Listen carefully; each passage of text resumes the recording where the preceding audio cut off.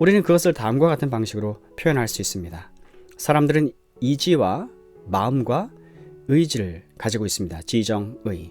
자, 열심은 전적으로 의지의 영역에 속해 있습니다. 그 때문에 그 자체만 있도록 내버려둬서는 안 됩니다. 또 그것을 최상의 것으로 여겨서도 안 됩니다. 그러므로 열심이나 진지함만 있다면 옳을 것임에 틀림없다고 말하는 것은 항상 그릇됩니다. 그러므로 어떤 일을 행하는 것이 하지 않는 것보다 낫다고 말할 수가 없는 것입니다.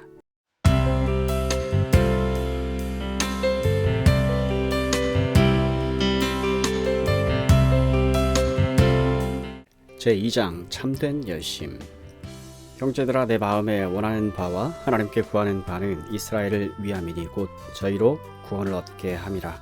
내가 증거하노니 저희가 하나님께 열심히 있으나 지식을 좇은 것이 아니니라. 로마서 10장 1, 2절.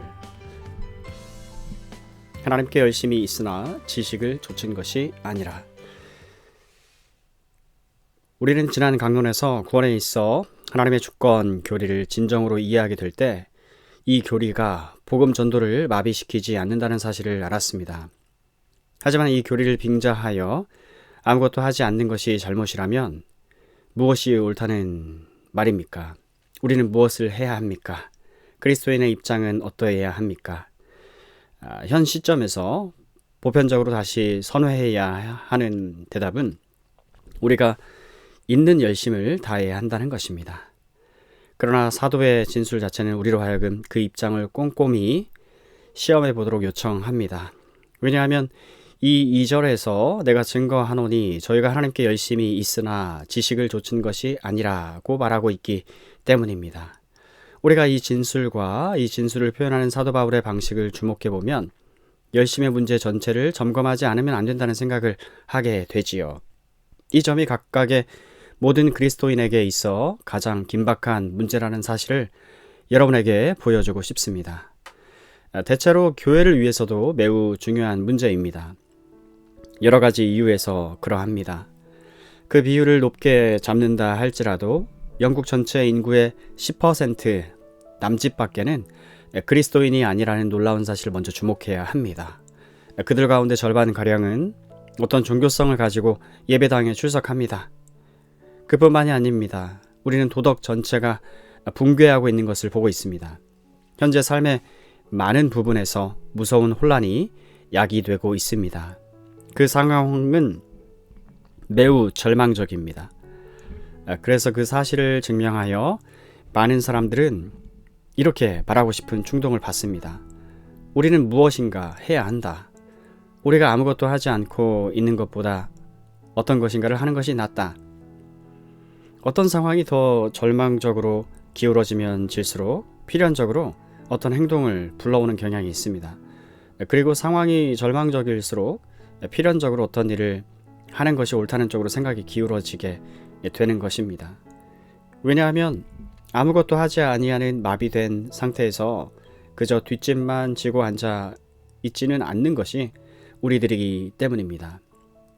바로 이 한 이유 때문에 필연적으로 이 열심의 문제에 대해 숙고해 보아야 합니다. 그러나 여기에는 또 다른 이유가 있습니다.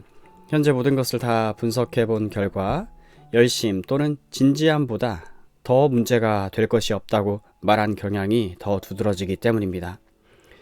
지금 여러분은 아주 많은 사람들이 그렇게 말하고 있는 것을 발견할 것입니다. 책자나 사람들이 나누는 대화 속에서 가장 보편적으로 나타나는 문제 가운데 하나가 그것입니다. 다시 말하면 이와 같이 절망적인 순간에는 영국이나 전 세계에 있어서 그리스도인이 다 함께 모여서 함께 행동하고 무엇인가를 해야 한다는 것입니다. 그렇게 해야 공산주의나 부도덕이나 삶을 위협하는 어떤 다른 주의, 이즘을 대처할 수 있다는 것입니다. 사람들은 말합니다. 진지하고 열심히 있는 사람들이 다 함께 무엇인가를 하기 위해 집단을 형성할 수만 있다면 무엇을 믿느냐는 것이 무슨 문제겠느냐. 지금이 이러이러한 교리에 대해서 어떻게 믿느냐고 물어볼 때가 아니다. 지금 집 전체가 불붙어 있는데 그 집 안에 있는 어떤 특별한 가구에만 신경을 쓰고 있다면 얼마나 우스꽝스러운 일이겠는가. 해야 할 일은 불을 끄는 일이다. 기독교 신앙의 어떤 특별한 조항들에 대해서 서로 입씨름을 할 때가 아니다. 이렇게 말하는 많은 이들은 대개 소위 에큐메니칼 운동이라는 것을 지지하는 사람들입니다. 교회 연합운동. 그들은 이렇게 말합니다. 지금은 자신을 그리스도인이라 부르는 사람들이 각자 그 상세한 국면에 있어서 어떻게 믿든지 간에 함께 교제의 약수를 나누어야 할 때이다. 우리는 이러한 이들과 함께 일을 해야 한다. 함께 서로 진지하고 열심히 있는 방식으로 할 수 있는 모든 일을 해야 한다. 그들은 계속 말합니다. 그들이 진지하다면 무엇을 믿느냐가 무슨 문제겠느냐. 과거의 교리에 있어서는 그처럼 정확하면서도 자기들이 믿는 바를 실천하지 못한 많은 사람들이 있었는데 그것은 과거의 저주거리였다. 그들은 이런 식으로 말을 합니다.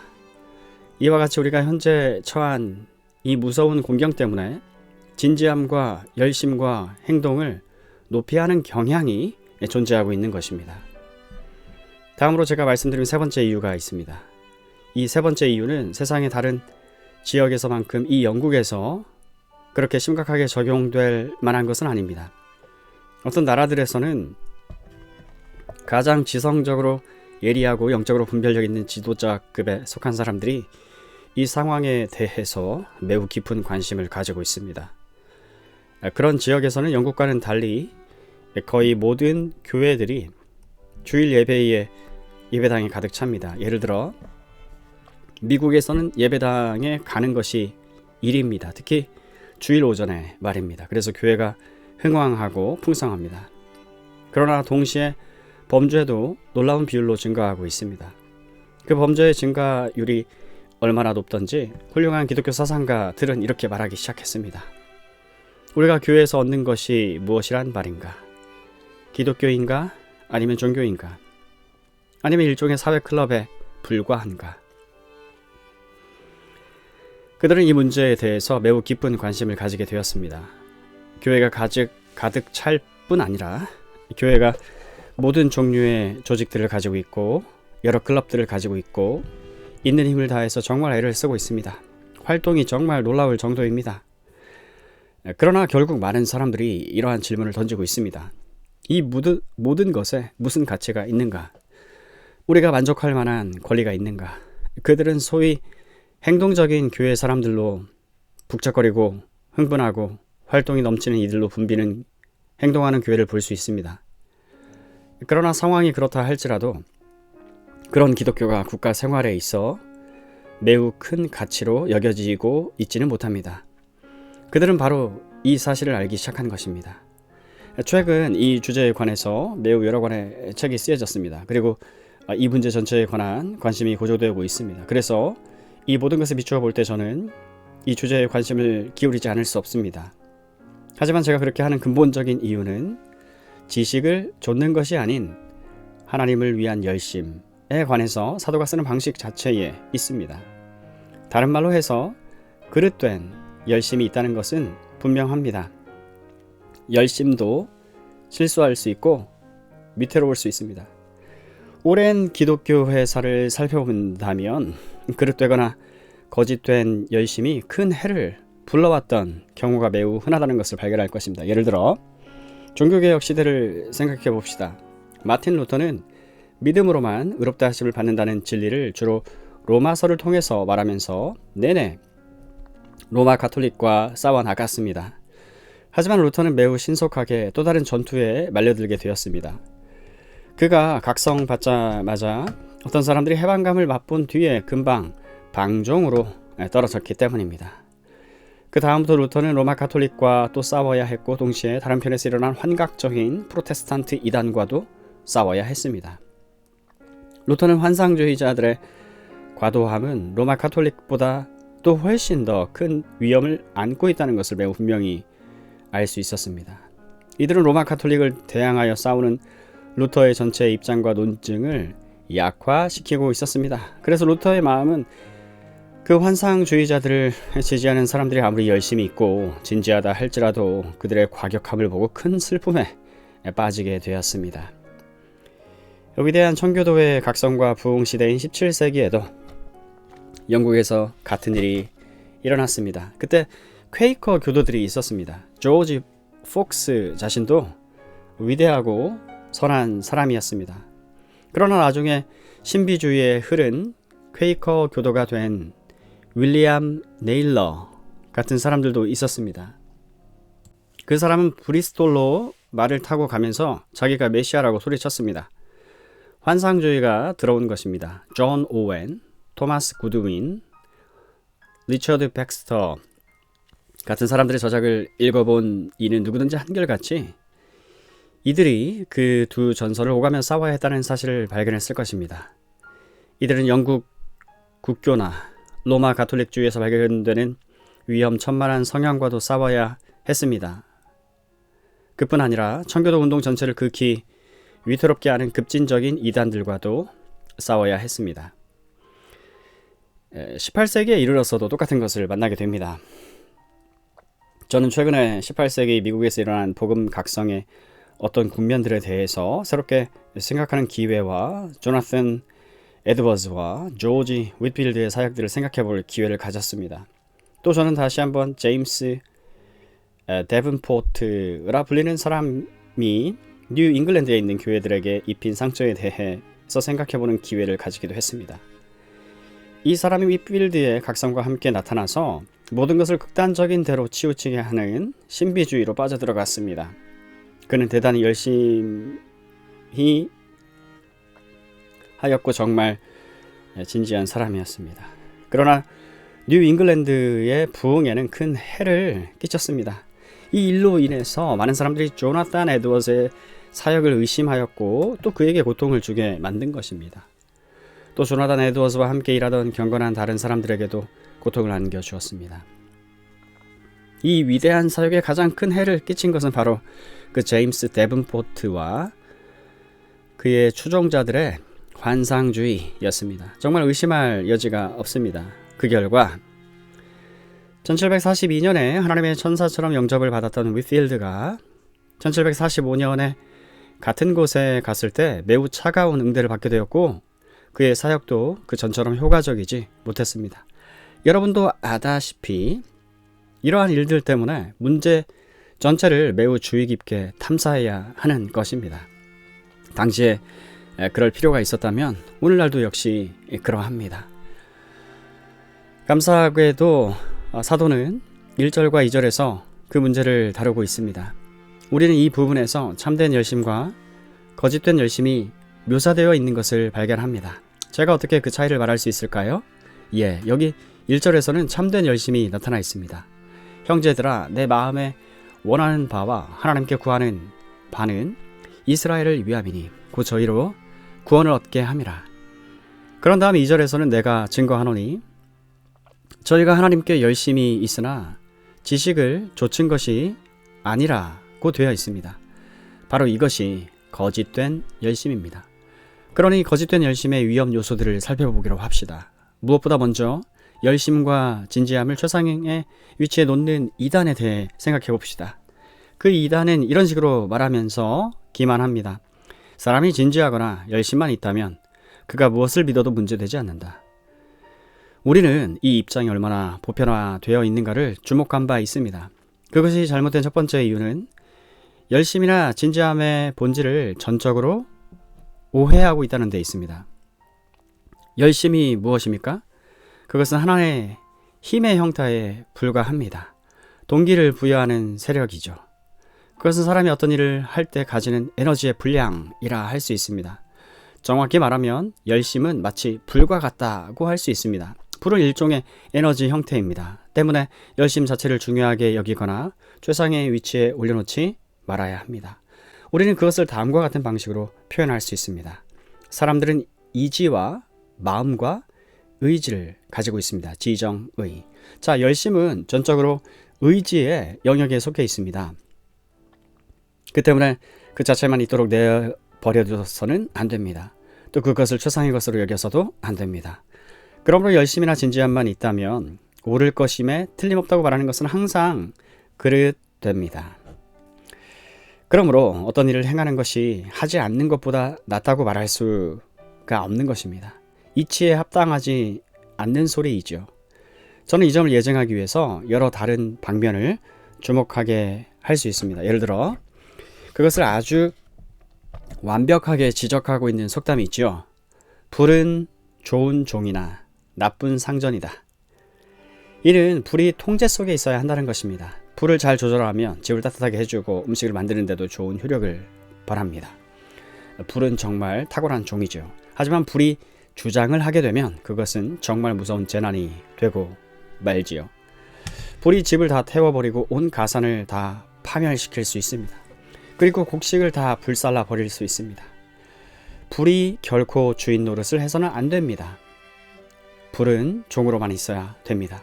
열심과 진지함에도 역시 그것이 해당되는 것입니다. 어쨌든 우리가 무엇인가를 해야 한다고 말하는 전체 논증에 대한 해법이 이것입니다. 사실 열심과 진지함은 그 자체로는 중립적입니다. 그것이 가장 탁월한 위치에 올라가서는 안 됩니다. 저는 그보다 더 나아가 말할 수 있습니다. 흔히 열심이 기질의 문제인가 이기가 십상입니다. 어떤 사람들은 다른 사람들보다 더 열심히 있습니다. 어떤 사람들은 다른 사람들보다 담즙질적인 성질이 약합니다. 이런 사람들은 일을 할 때 조용하게 합니다. 또 어떤 사람들은 힘이 넘쳐납니다.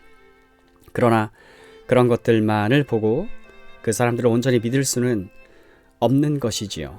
그들의 태생이 그러합니다. 그런데 사람들은 이 점을 인식하지 못합니다. 이들이 그리스도인들이 때문에 열심이라고 생각하는 것입니다.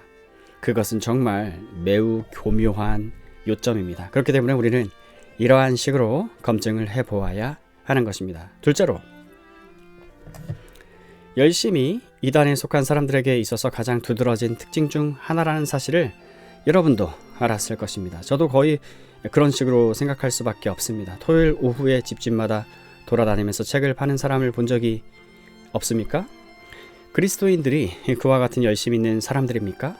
이 사람들은 자기들의 시간과 정력과 돈을 자기들이 믿는 바를 선전하기 위해 드리고 있습니다. 이것을 위해 큰 희생을 치르고 있습니다. 공산주의자들도 자기들의 시간을 버리고 심지어 자기들의 직업까지도 내팽개칩니다.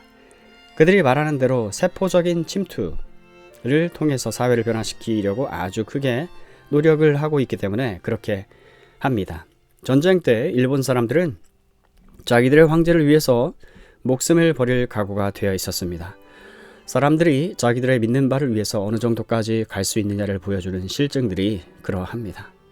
하지만 이 시점에서 우리가 생각해야 하는 또 다른 논증이 있습니다. 사도 바울은 여기에서 사람들이 하나님께 대한 열심을 가지면서도 여전히 잘못될 수 있다는, 아니 비극적으로 그릇될 수 있다는 것입니다. 이것은 단순히 한 이단의 열심 있는 멤버가 된다든지 또 사람의 기질상의 문제에 국한되는 것이 아닙니다. 사람들이 하나님을 위해서 열심을 가지고 있으면서도 전적으로 그릇될 수 있습니다. 바울은 말하기를 그것이 바로 유대인들의 문제라는 것입니다. 그러나 마태복음 23장 13절에서 바리새인들에 대해 하신 주 예수님의 가공스러운 말씀을 들어보십시오. 화 있을진적 외식하는 서기관들과 바리새인들이야. 자, 잘 들어보세요. 너희는 천국문을 사람들 앞에서 닫고 너희도 들어가지 않고 들어가려 하는 자도 들어가지 못하게 하는도다. 자, 그 열심을 보세요. 한 사람의 개종자를 위해서 바다를 건너고 육지로 나아갑니다. 그들의 열심에는 한이 없었습니다. 사도 바울은 갈라디아서 4장 17, 18절에서 같은 요점을 정확하게 진술하고 있습니다. 그 대목에서 사도는 유대인들 중에서 사도의 일을 반대하던 바리새인들과 다른 사람들을 다루고 있습니다.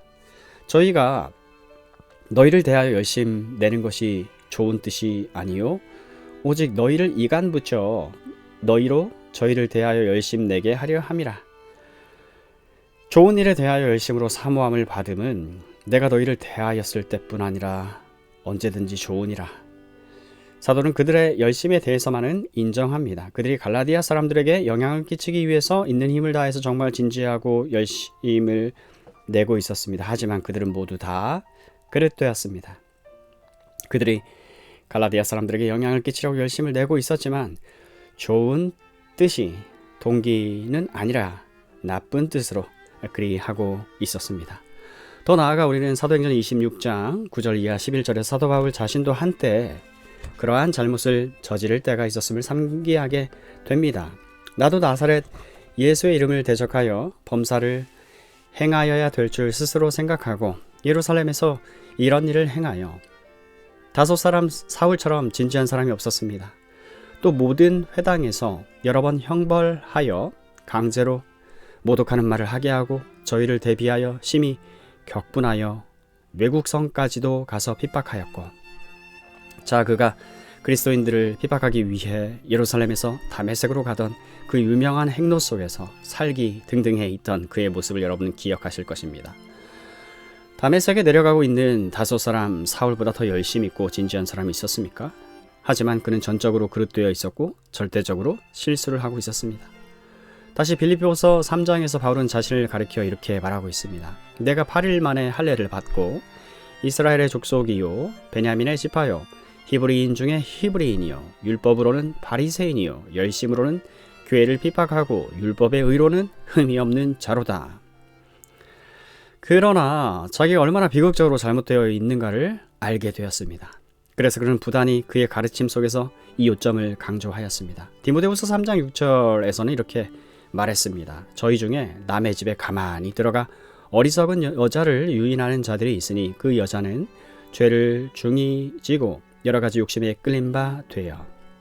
그리고 디모데후서 4장 3절에서는 때가 이르리니 사람이 바른 교훈을 받지 아니하며 귀가 가려워서 자기의 사욕을 좇을 바로 여기에 열심이 있습니다. 스승을 많이 두고 또 귀를 진리에서 돌이켜 허탄한 이야기를 좇으리라고 말하였습니다.